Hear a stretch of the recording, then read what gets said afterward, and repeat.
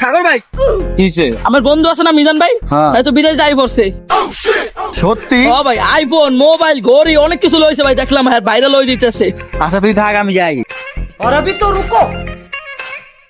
বন্ধু কি রে, কি অবস্থা তোর?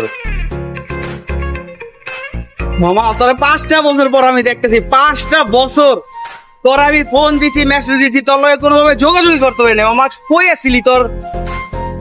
আরে আমি মামা কাজে কামে অনেক ব্যস্ত ছিলাম, বুঝছো, সের লেগে কারোর লগে তেমন যোগাযোগ হয় নাই। আছি আলহামদুলিল্লাহ, ভালো আছি আমি। মামা এই যে তুই সবসময় বিল দিস, আমার তো অনেক ছোট লাগে নিজের রে। এটা কেমন কথা বলি মামা, তুই আমার বন্ধু না? হ্যাঁ? তুই কি চাকরি করো? না, আমি করি না। তা তুই চাকরি করো না, তুই বিল দিবি কইতে? আমি করি দেখেই তো আমি দেই। তারপর আমার তো ছোট লাগে। তুই আবার যখন চাকরি করবি, তুই যখন টাকা কামাবি, তখন তুই বিল দিয়ে দিবি, পাগল। लेकिन एक सेकंड। এই মিজান, চল বন্ধু, চা খাবি না? কি রে, তুই বাসা যাস নাই? না মামা, কইলাম না যে এলাকায় আছি, তোর লগে চা খামু, আয় চল। আরে মামা, আমার তো গুলশান থেকে দুটা ফ্রেন্ড আইছিল, বুঝছো, তোরা বইয়ে রয়েছে অনেকক্ষণ ধরে। নগলকে একটু দেখা করতে যেতে চাইছিলাম, তোর লগে রাইতে সময় দিই মামা। আচ্ছা সমস্যা নেই, ওরা তো দূরের ভাই ব্রাদার, দেখা করিস যা। আর আমি তাহলে আসি এলাকায়। হ্যাঁ তুই থাক, আমি আয়া তোর ফোন দিতে। আচ্ছা। কিরে বন্ধু, কই গেলি তুই? তুই না সন্ধ্যায় বলে আহস?